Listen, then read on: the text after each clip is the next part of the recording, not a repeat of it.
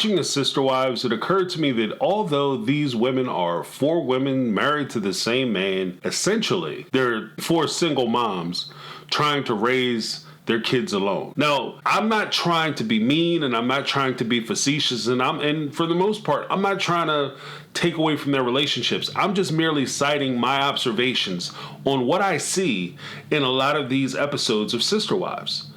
And even hearkening to some of the bigger issues that we have within our society.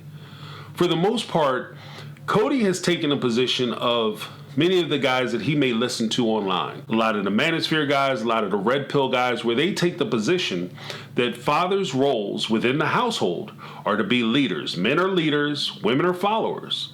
Men are providers, women are nurturers. So as it translates into the day-to-day lives of the sister wives and how they're perceived on television and how the series has kind of progressed, what we see Kody out talking about he has these business ventures and he's trying to get all these businesses started and he's doing this high fly finance motion that he's going through. But then you look at the sister wives and they're talking about how they're individually taking care of their own households. They're responsible for paying their own bills and maintaining their own home. They're responsible and solely responsible for taking care of their children and their well-being and welfare, which includes the physical, financial, emotional, and spiritual development of these children. Kody, he gets to come in, fly by night, hang out for an evening, visit, and then go on to the next house the next day. This doesn't facilitate a strong bond between Kody and his children. And for the most part, when he's watching these manosphere gurus on social media and they're telling him these red pill advisements as far as how he should treat his women and the women in his life, how men are the leaders and women are naturally followers and they need to submit to the patriarchy because he knows best, we can see that without the father present and without him actively being a participant in his wives' lives and his children's lives, how it degraded many of the aspects of his life and totally destroyed his financial and social well-being. Like, this guy is struggling. And I think that part of the reason why he's floundering the way he is because he doesn't have connection. He's like a boat that's in the ocean. He's basically a dinghy. You're a dinghy. You're not a cruise ship. You're not a ship. You're a dinghy that's just being tossed around the ocean because you're not anchored to anything. You're not tied to anything or anyone because you don't have a connection with your wives, because you didn't build that connection and that bond with them.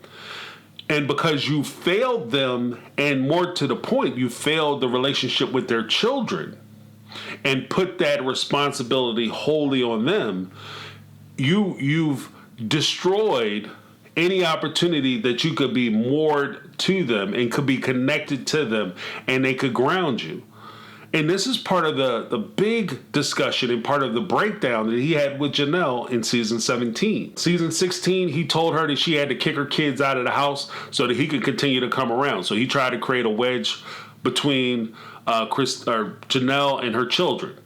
Then by season 17, he told Janelle that she had to spend the holidays with him and Robin and her kids and tell her kids and her family that, basically go out and kick rocks.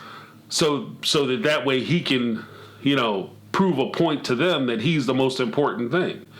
And by doing that, he put Janelle in a situation where she had to decide and choose between her children and him, where a parent should never put another parent in a position where you have to decide between being with me or your children.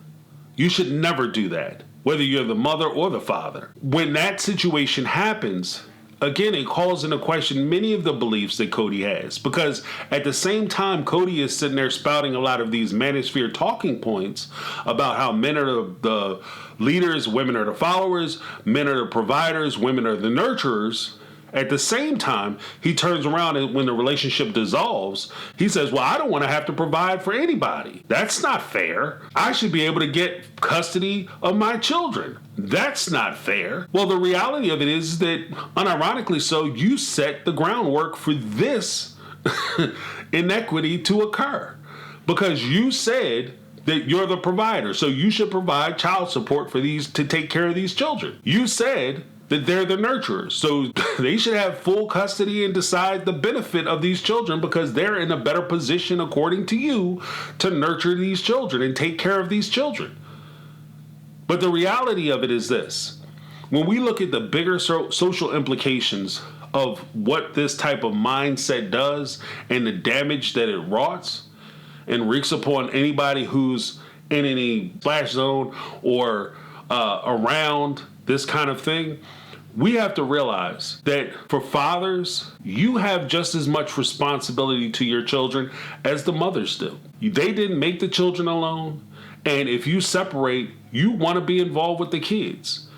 A lot of times the problem I have with some of the issues that some of the guys who are on these sites bring up is that while they live with the children and while they live with the mother, they didn't want to be involved with the children. You were married to Christine, Janelle, Mary, and Robin, and while you were involved with them, you didn't want to have to deal with the kids, and the kids were their responsibility. The moment one of them talks about wanting to leave, now all of a sudden is, what about my kids? I got to see my children. You should have been worried about seeing your kids before the divorce. You should have had a relationship with your kids before you separated from their mothers. If you raise kids, and especially if they hit their teen years and you haven't created that bond with them, you're starting over from scratch. It is very difficult for you to find yourself in a position where all of a sudden you become the ultimate authority to these people that you had very little to do with when they were in a position where you could be the ultimate authority. Then that's where a lot of what Kody is going through stems from. If you want to be involved with these kids, and I know that there's going to be some pushback that I could receive, maybe not necessarily from people on this site, but from other places that will say, but James, that's the way Kody was raised. Let me tell you a little story. When I grew up, my father and my mother were together. They raised me together.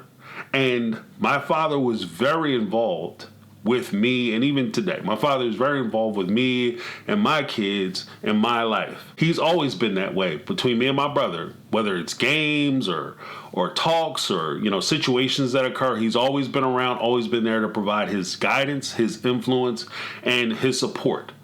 Now, when I look at my father's upbringing, he didn't have that situation. His situation was completely different than mine. I grew up, I'm a member of Generation X. And my father is from the old-timey generation where men would go to work and they would come home and the wives were responsible for taking care of the kids, much like the sister wives. That's how he grew up. And when it was time for my father to become a father or a parent, he decided that he wanted to be the type of parent that he didn't have. He wanted to be a father to me that he wished he had growing up. And a lot of his influence I pass on to my kids, and it's easy to say that.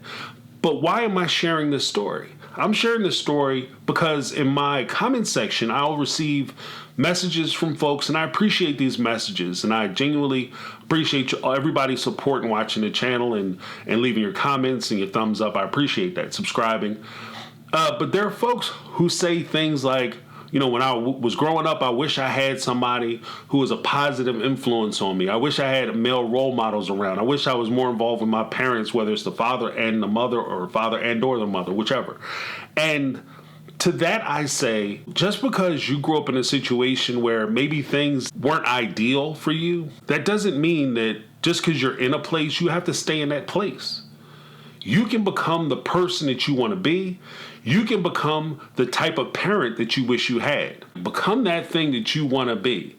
And for Kody and his relationship with his kids, even though you didn't grow up with that strong bond and that strong closeness to your children, he should take every opportunity to try to develop and cultivate a tighter relationship with his children moving forward. It's very easy to deal with kids when they're younger, and that's kind of where Kody is. Because when you're dealing with kids and they're young, it's very easy that, their father is like the hero. He's the strongest person in the world. He could beat everybody on the planet. Ain't nobody tougher than dad.